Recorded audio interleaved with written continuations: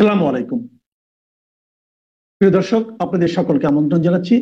ডাকাত দল ডাকাতি করে একসাথে, তবে ডাকাতির পর যখন লুটের মাল ভাগাভাগির সময় হয় তখন বখরা নিয়ে অনেক সময় ঝামেলা শুরু হয়, আর এর ফলে খুনোখুনি, দল ভেঙে যায়। অনেক সময় আবার এমনও হয় দল ভাঙার ঝুঁকি নেয় না কেউ, মনের রাগ বা দুঃখ চেপে রেখে চুপ হয়ে যায়, কারণ তারা বোঝে দল ভাঙলে যা করে কমে খাচ্ছে, যেটুকু করে কমে খাচ্ছে সেটাও থাকবে না, খাবে কি? সুতরাং থিওরি অফ নেসেসিটি তাদের এক করে রেখে দেয়, একসাথে রাখে। কথাগুলো মনে পড়ল বাংলাদেশের বর্তমান অন্তরিম সরকারের কাজকর্ম দেখে। ডাকাত দলের সঙ্গে তুলনা করলে এবং দেশকে লুটের মাল বললে আপত্তি করতে পারেন অনেকেই, এটা আমি জানি। তবে আপত্তি করলেও সত্যিটাকে তো চেপে রাখা যায় না। আর সেই সত্যি কথা বলতে গেলে বলতে হয়, যেভাবে বিএনপি, জামায়াত, এনসিপি সবাই দেশের জন্য ঝাঁপিয়ে পড়েছে, তাতে আর একটা উপমা মনে পড়ে, সেটাও খুব লাগে, এখানটায় কাজে লাগে। সেটা হচ্ছে শকুন কাঁদে গরুর শোকে। ব্যাখ্যা দিই কেন এমন বলছি, তার ব্যাখ্যা। বাংলাদেশে মোহাম্মদ ইউনূসের পর অন্তর্বর্তী সরকারের আমলে ক্ষমতা, পদ ও সুবিধা ভাগাভাগি নিয়ে রাজনৈতিক দলগুলোর মধ্যে তীব্র দ্বন্দ্ব, বিশেষ করে বড় তিনটি দলের মধ্যে, তারাই ফোর ফ্রন্টে এখন। এবং এই তীব্র দ্বন্দ্ব এবং পারস্পরিক অভিযোগ, পাল্টা অভিযোগ, এসব কথা খুব একটা যে গোপন আছে এখন, এমন নয়। 2024 সালের 5 আগস্ট শেখ হাসিনার সরকারের পতনের পর ক্ষমতায় আসা ইউনূস সরকার যে সংস্কার ও স্বচ্ছতার প্রতিশ্রুতি দিয়েছিল, তা নিয়ে এখন প্রশ্ন উঠে গেছে। আর এই প্রশ্ন তুলছে সরকারের সঙ্গে যে দলগুলো আছে তারাই তুলছে। বিএনপি, জামায়াত এবং এনসিপি প্রত্যেকেই নিজ নিজ স্বার্থ রক্ষায় সরকারের বিরুদ্ধে অবস্থান নিচ্ছে, সরকারের সমালোচনা করছে। এই পরিস্থিতি বিশ্লেষণ করব সহজ ভাষায় এবং প্রাসঙ্গিক তথ্য সহকারে, বোঝাবো বাংলাদেশ কেন ভাগাড়ে পৌঁছেছে এবং এই দলগুলো যারা বাংলাদেশে বর্তমান শাসন চালাচ্ছে তারা কিভাবে শকুনের ভূমিকায় অভিনয় করছে। শকুন কাঁদে গরুর শোকে। 2024 সালের জুলাই মাসে ছাত্র নেতৃত্বাধীন গণ আন্দোলনে শেখ হাসিনার 15 বছরের শাসনের পতন ঘটে। 8 আগস্ট মোহাম্মদ ইউনূস প্রধান উপদেষ্টা হিসেবে অন্তর্বর্তী সরকারের দায়িত্ব নেন। তার সরকার প্রতিশ্রুতি দেয় দুর্নীতিমুক্ত প্রশাসন, ব্যাপক সংস্কার এবং দ্রুত নির্বাচন। তবে মাত্র কয়েক মাসের মধ্যে এই অন্তর্বর্তী সরকার নানা বিতর্কের মুখে পড়ে যায়। দুর্নীতির অভিযোগ, পদ বন্টন নিয়ে বিরোধ এবং রাজনৈতিক পক্ষপাতিত্বের অভিযোগ উঠতে থাকে। সরকারের সঙ্গে যেসব দল আছে তারা অবশ্য এইসব অভিযোগকে লুটের মাল ও তার বখরা নিয়ে মারামারি বলতে চাইবে না, বলবে এটা তাদের আদর্শিক সংগ্রাম। তবে এই আদর্শিক সংগ্রামে যা চলছে দেশে, সেসব দেখে সাধারণ মানুষ মনে করে আদর্শ ফাদর্শ কিচ্ছু নয়, এটা লুটের মাগ বখরা নিয়ে টানাটানি। অন্তর্বর্তী সরকারের আমলে লুটের বখরা বলতে বোঝায় সরকারি পদ নিয়োগে পক্ষপাতিত্ব, বিভিন্ন মন্ত্রণালয়ে নিয়োগ, বদলি, পদোন্নতিতে নির্দিষ্ট রাজনৈতিক দল বা গোষ্ঠীর লোকদের প্রাধান্য দেওয়ার অভিযোগ। The Shillong Times news portal 10 আগস্টের এক প্রতিবেদনে একদা প্রধানমন্ত্রী তথা বিএনপি দলের চেয়ারপারসন বেগম খালেদা জিয়ার ব্যক্তিগত সচিব ABM আব্দুস সাত্তারের বয়ানে একগাদা অভিযোগ তুলেছেন। সাত্তার সাহেব প্রকল্প টেন্ডারে দুর্নীতি, সরকারি উপদেষ্টাদের ব্যক্তিগত সহায়ক এবং কর্মকর্তাদের বিরুদ্ধে শত শত কোটি টাকার দুর্নীতির অভিযোগ তুলেছেন। জামায়াত, এনসিপি এবং অন্যান্য দলের নেতারাও সরকারি সিদ্ধান্ত প্রভাবিত করার চেষ্টা করছে বলে বিএনপি অভিযোগ করেছে। অন্তর্বর্তী সরকারের সংস্কার ও নির্বাচন নিয়ে মতভেদ প্রসঙ্গে জুলাই চার্টার বাস্তবায়ন, PR পদ্ধতি চালু এবং নির্বাচনের সময় নিয়ে দলগুলোর মধ্যে তীব্র দ্বন্দ্ব। দেশের বৃহত্তম বিরোধী দল হিসেবে বিএনপি দ্রুত নির্বাচন চায় এবং ডিসেম্বর 2025 থেকে ফেব্রুয়ারি 2026-এর মধ্যে ভোট অনুষ্ঠানের দাবি জানিয়ে আসছে। এই বিষয়ে বিএনপি দলের অভিযোগ যে ইউনূস সরকার জামায়াত ও এনসিপির স্বার্থ দেখছে, বিএনপির নয়, সব বড় বড় জায়গায় তাদেরই লোক বসাচ্ছে। কিছু উপদেষ্টা নির্দিষ্ট দলের ইঙ্গিত করছে জামায়াতের দিকে, তবে নাম নিচ্ছে না। এর প্রতি পক্ষপাত দুষ্ট বলছে বিএনপি। এবং প্রশাসনিক নিয়োগে একদলীয় অর্থাৎ জামায়াতের যে আধিপত্য চলছে, এই অভিযোগ বিএনপির। বিএনপির আরো অভিযোগ, সংস্কারের নামে নির্বাচন ইচ্ছাকৃতভাবে বিলম্বিত করা হচ্ছে এবং বলছে তারা যে রেফারেন্ডাম গণভোট জাতীয় নির্বাচনের সাথে একসঙ্গে হওয়া উচিত, আলাদাভাবে নভেম্বরে নয়। বিএনপি নেতা সালাউদ্দিন আহমেদ ইউনূসকে সতর্ক করে বলেছেন, আমরা চাই আপনি সেনাবাহিনীর সঙ্গে ভালো সম্পর্ক বজায় রাখুন, রাষ্ট্রকে ভারসাম্যপূর্ণ অবস্থানে থাকতে হবে, আমরা কোনো ঝুঁকি নিতে চাই না। বিএনপির সমর্থন শর্ত সাপেক্ষ এবং সীমাহীন নয় বলেও জানানো হয়েছে। এ তো গেল বিএনপির অবস্থান। জামায়াতে ইসলামীর কি অবস্থান? ইসলামপন্থী এই দল পিআর বা আনুপাতিক প্রতিনিধিত্ব পদ্ধতি চালুর জোর দাবি জানাচ্ছে, অর্থাৎ যে যত ভোট পাবে সে তত আসন পাবে সংসদে। জামায়াত ও এনসিপি মনে করে এতে প্রতিটি ভোটের মূল্য থাকে এবং ছোট দলগুলো সংসদে উপস্থাপিত হতে পারে। তবে কথা হচ্ছে, যে নিয়মের কথা বলছে, এই আনুষ্ঠানিক এই যে প্রতিনিধিত্বমূলক যে তাদের যে গঠন, আনুপাতিক প্রতিনিধিত্ব, এইভাবে কিন্তু পৃথিবীর কোনো দেশে ভোট হয় না। জামায়াতের মূল অভিযোগ, সরকার পিআর পদ্ধতি চালু করছে না, যা জামায়াতের রাজনৈতিক প্রতিনিধিত্ব কমিয়ে দিচ্ছে। কারণ তারা জানে তারা জেতার মতো ভোট পাবে না, সুতরাং তারা যতটা ভোট পাবে, ধরা যাক যদি বিএনপি 35% ভোট পেয়ে যেতে, তাহলে বিএনপি জিতবে সেই আসনে। কিন্তু জামাত যদি সেখানে 34% ভোট পায়, তাহলে জামাত কমে যাবে, সেই আসন পাবে না। জামায়াতের বক্তব্য হচ্ছে 35%-এর জন্য তারা যতটা পাবে, আমরা 34%-এর জন্য ততগুলো আসন পাবো। এই হচ্ছে পিআর। তাদের আরো অভিযোগ, জামাতের কিছু উপদেষ্টা নাকি বিএনপির স্বার্থে কাজ করছে এবং প্রশাসনকে দলীয়করণ করছে, এবং এর ফলে যে লড়াইয়ের যে সমান জায়গা, লেভেল প্লেইং ফিল্ড, সেটা তৈরি হচ্ছে না। ডিসি, ইউএনও, ওসি এবং আমলাদের ভূমিকা সন্দেহজনক। জামাতের আরো অভিযোগ, ইউনূস লন্ডনে বিএনপি নেতা তারেক রহমানের সঙ্গে বৈঠক করে পক্ষপাতিত্ব দেখিয়েছেন, যেটা করা তার উচিত ছিল না। জামায়াতের দাবি, নভেম্বর 2025 সালের মধ্যে গণভোট করতে হবে, রেফারেন্ডাম, এবং জুলাই চার্টারে পিআর পদ্ধতি অন্তর্ভুক্ত করতে হবে এই 2-1 দিনের মধ্যে। জামায়াত সেক্রেটারি জেনারেল মিয়া গোলাম পরোয়ার বলেছেন, জনগণের মতামত নিতে হবে, সংখ্যাগরিষ্ঠ সমর্থন পেলে সবাইকে মানতে হবে, না পেলে জামায়াত মানবে।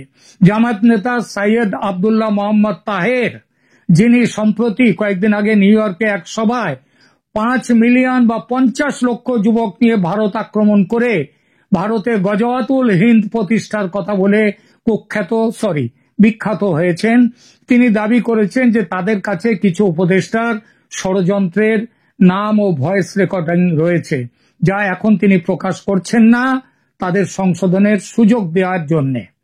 এনসিপি, জাতীয় নাগরিক পার্টি, বলছে জুলাই চার্টার সম্পূর্ণ বাস্তবায়িত করতে হবে, বিচার ও সংস্কার সম্পন্ন করতে হবে, সংবিধান সংশোধন করতে হবে, তবেই নির্বাচন চাই। এই দাবিতে তারা অটল, কারণ সেটা করলে তো তারা ভোটে জিততে পারবেন না নির্বাচন করলে। সুতরাং এইসব দাবি করে যতদিন ভোট পিছিয়ে দেওয়া যায় তারা তাদের জায়গায় থাকবেন।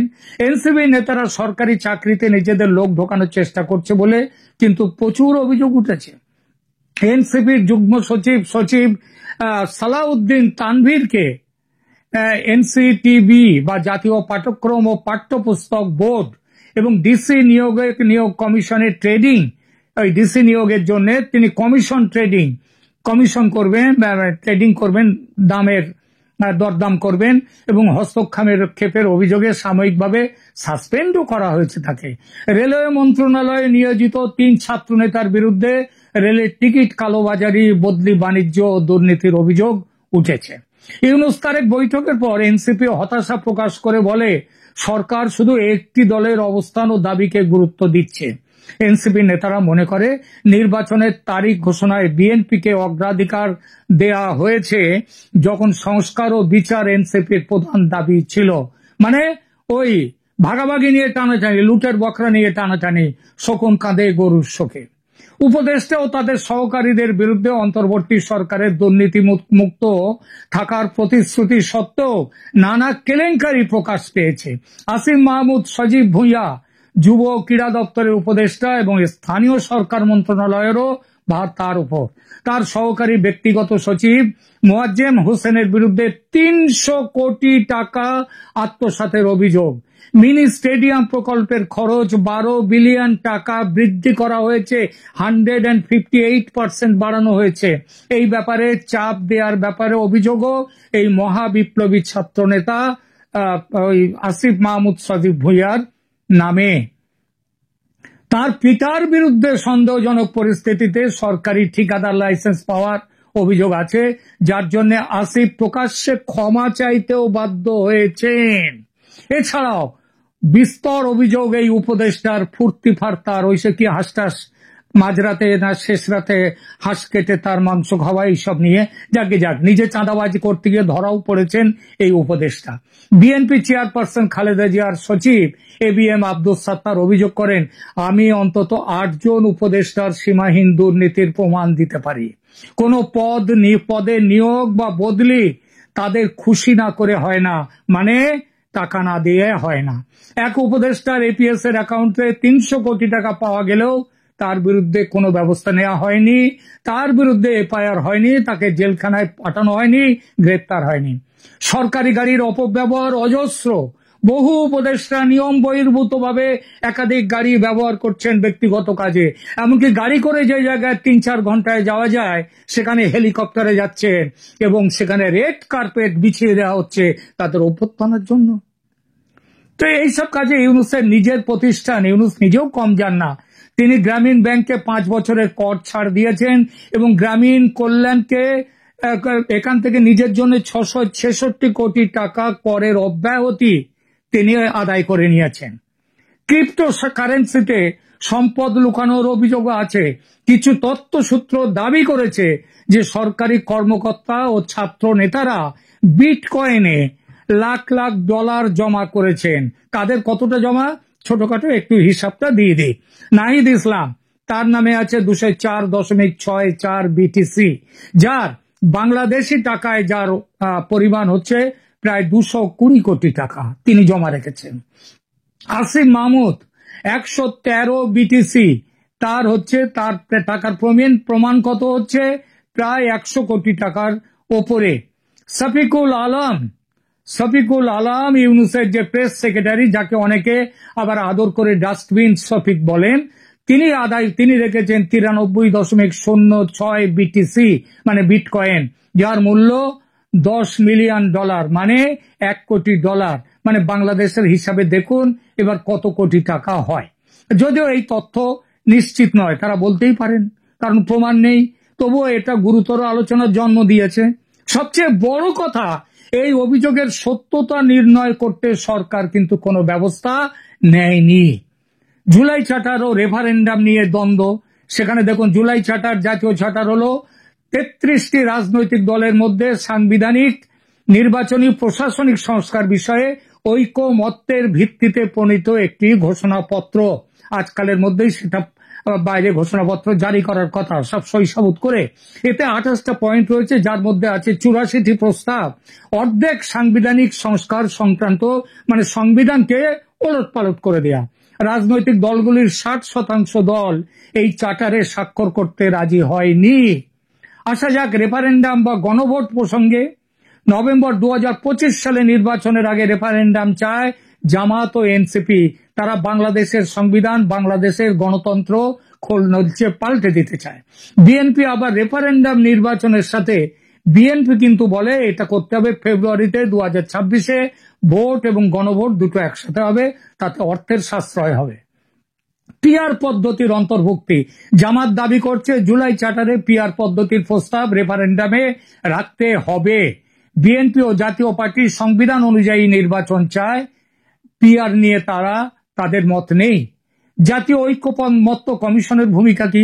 কমিশন 15-16 অক্টোবর এই আজকালের মধ্যে চার্টার চূড়ান্ত করার পরিকল্পনা করেছিল, তবে চূড়ান্ত খসড়ায় চূড়ান্ত মতবিরোধের বিষয়গুলো থাকায় দলগুলির মধ্যে বিভেদ থাকছে এবং তার জন্য সেটা জারি হবে না। বিএনপি ও তার সহযোগীরা 11টা ভিন্ন মতের নোট দাখিল করেছে, যার মধ্যে বিএনপির একার হচ্ছে 9টি। বিশেষজ্ঞদের সমালোচনা এই সরকার সম্পর্কে কি রকম? সরকারের খুব কাছের মানুষ দেবপ্রিয় ভট্টাচার্য তিনি বলেছেন, এই সরকারের এখন ক্ষমতা থেকে বেরিয়ে যাওয়ার সময় এসেছে। যত বেশি দিন ক্ষমতায় আঁকড়ে থাকবে সংকট তত গভীর হবে। সাংবাদিক মাসুদ কামাল বলেন, সংস্কারের নামে নির্বাচন বিলম্বিত করা হচ্ছে। কেন এই দ্বন্দ্ব? কারণ ওই যে বললাম, লুটের বখরা নিয়ে ঝগড়া। অন্তর্বর্তী সরকারের আমলে এই লুটের বখরা নিয়ে দ্বন্দ্ব মূলত 4টি কারণে। এক, ক্ষমতার শূন্যতা, অনিশ্চয়তা। হাসিনা সরকারের পতনের পর ক্ষমতার শূন্যতা তৈরি হয়েছে। প্রতিটি দল নিজের প্রভাব বিস্তার ও পরবর্তী নির্বাচনে সুবিধা নিশ্চিত করতে চায়। 2, নির্বাচনী কৌশল ও পদ্ধতি নিয়ে মৌলিক পার্থক্য। 3, এর মধ্যে আছে এর মধ্যে আবার আছে জামায়াত ও অন্যান্য ইসলামী দলগুলো পিআর পদ্ধতি চায়, কারণ তারা বেশি প্রতিনিধিত্ব যাতে পায়। আবার 3 নম্বর, ইউনূস সরকারের রাজনৈতিক অভিজ্ঞতার অভাব। নির্বাচিত নয় এমন একটি সরকার গভীর রাজনৈতিক সংস্কার করতে গিয়ে লেজে গোবরে হয়ে যাচ্ছে, দেশটাকে শেষ করে দিচ্ছে। 4, ব্যক্তিগত উচ্চাকাঙ্ক্ষা, অসৎ মনোবৃত্তি, টাকার লোভ। স্বয়ং মোহাম্মদ ইউনূস কোনো ব্যতিক্রম নন। তিনি পুরো টিমটাকে এই অসৎ টাকার লোভের দিকে তিনি লিড করছেন। এর পরিণতি ও ঝুঁকি কি? এই রাজনৈতিক দ্বন্দ্বের ফলে রাজনৈতিক বিভেদ বৃদ্ধি পাচ্ছে। জুলাই বিপ্লবের সময় যে ঐক্য ছিল তা ভেঙে গেছে। জনজীবনের প্রবল অস্থিরতা, আইন শৃঙ্খলা জঘন্য, দৈনিক 200 জন নারী যৌন নির্যাতনের শিকার, ছিনতাই ও হাইজ্যাকিং বেড়েছে, সংখ্যালঘুদের উপর বেড়েছে ভয়ঙ্কর অত্যাচার। অর্থনৈতিক সংকট, মুদ্রাস্ফীতি ও বেকারত্ব বৃদ্ধি ভয়ঙ্কর।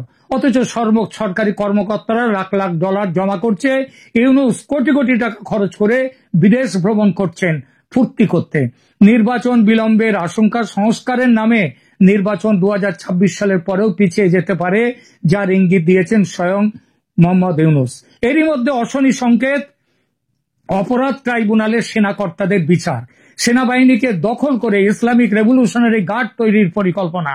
বিএনপি ইউনূসকে বলেছে সেনাবাহিনীর সাথে সম্পর্ক খারাপ করবেন না, এবং পতিত স্বৈরাচারীরা মানে আওয়ামী লীগ এই দ্বন্দ্বের সুযোগ নিতে পারে তাহলে। অর্থাৎ এটা অন্য কোনো কারণে নয়, যদি আওয়ামী লীগ ফিরে আসে সেই ভয়ে শুধু বিএনপি নয়, জামাত, এনসিপি, উপদেষ্টারা সবাই এখন পাগল। জামাত ও এনসিপি মানে স্বয়ং ইউনূস উল্টো পথে হাঁটছেন। সেনা শেষ হওয়া মানে দেশ শেষ হওয়া, সেই কাজে নেমে পড়েছেন। সেনাবাহিনীর সঙ্গে সাম্প্রতিক সময়ে ইউনূস সরকার এবং সেনাবাহিনীর যে প্রবল একটা অস্থিরতা তৈরি হয়েছে, এবং এই তৈরি হওয়ার পরে আপাতত ওয়াকারুজ্জামান একটা বুদ্ধি করে কিছুটা সময় অন্তত আদায় করে নিয়েছেন। তিনি হেফাজতে নিয়েছেন বোধহয় 14 জন না 15 জন সেনাকর্তাকে তিনি হেফাজতে নিয়েছেন। হেফাজতে মানে নেয়া মানে কিন্তু গ্রেপ্তার নয়। হেফাজতে মনে রাখতে হবে, গ্রেপ্তার হলো একজন ব্যক্তিকে আইনত আটক করার প্রক্রিয়া, আর হেফাজতে নেওয়া হলো তাকে শারীরিকভাবে নিয়ন্ত্রণে রাখা, অর্থাৎ তার ওপরে যাতে কেউ ঝাঁপিয়ে না পড়তে পারে, কিংবা তিনি যাতে অন্য কারোর উপরে ঝাঁপিয়ে না পড়তে পারেন বা দেশ থেকে চলে না যেতে পারেন, তার জন্য হেফাজতে রাখা, কিন্তু গ্রেপ্তার হয়নি। আর মানেটা দাঁড়াচ্ছে হেফাজতে থাকা মানেই গ্রেপ্তার হওয়া নয়। সব গ্রেপ্তারে হেফাজত থাকে, কিন্তু সব হেফাজতে গ্রেপ্তার থাকে না। সেনাপ্রধান তার এই চালে অন্তত আপাতত তাজুল ইসলামকে এবং ইউনূস সরকারকে টেক্কা দিয়েছেন। সেনাপ্রধান ওয়াকারুজ্জামানের অবস্থান তিনি স্পষ্ট করে বলে দিয়েছেন যে দেশের সেনাপ্রধান তারা হচ্ছে তাদের বাংলাদেশের সার্বভৌমত্ব অলঙ্ঘনীয় এবং জনগণের দ্বারা নির্বাচিত সরকারি বড় সিদ্ধান্ত নিতে পারে। শেষ করি আলোচনা। মোহাম্মদ ইউনূসের অন্তর্বর্তী সরকারের আমলে লুটের বখরা নিয়ে দ্বন্দ্ব আসলে ক্ষমতা, প্রভাব এবং রাজনৈতিক ভবিষ্যৎ নিয়ে প্রতিযোগিতা। শেখ হাসিনার আমলেও লুট ছিল, অন্যায় ছিল, সব দেশেই থাকে। ভারতে লালু প্রসাদ একা নেই, অনেক লালু প্রসাদ আছে, হয়তো লালু প্রসাদের মতো এতটা বড় নন। দেশের সম্পত্তি কুক্ষিগত করার অপরাধে মামলা চলছে স্বয়ং সোনিয়া গান্ধী, রাহুল গান্ধীদের বিরুদ্ধে, তারা জামিনে মুক্ত আছেন। সাম্যবাদী চীনের তাবর নেতারা দুর্নীতির অভিযোগে কারাগারে গেছেন, একজন নয় একাধিক জন। বাংলাদেশে হাসিনার আমলেও দুর্নীতি ছিল, কিন্তু তখন আইনের একটা সাধারণ শাসন ছিল। উন্নয়নের একটা গতি ছিল। কথায় আছে পেটে খেলে পিঠে সয়। মানুষের হাতে কাজ ছিল, সরকারের নানান প্রকল্প ছিল মানুষের মুখে ভাত দেওয়ার, গরিবের মুখে ভাত দেওয়ার।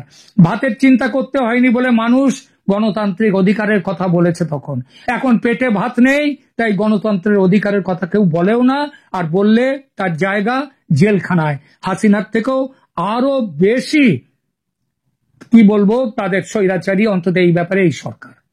সুতরাং হাসিনার আমল এখন স্মৃতি।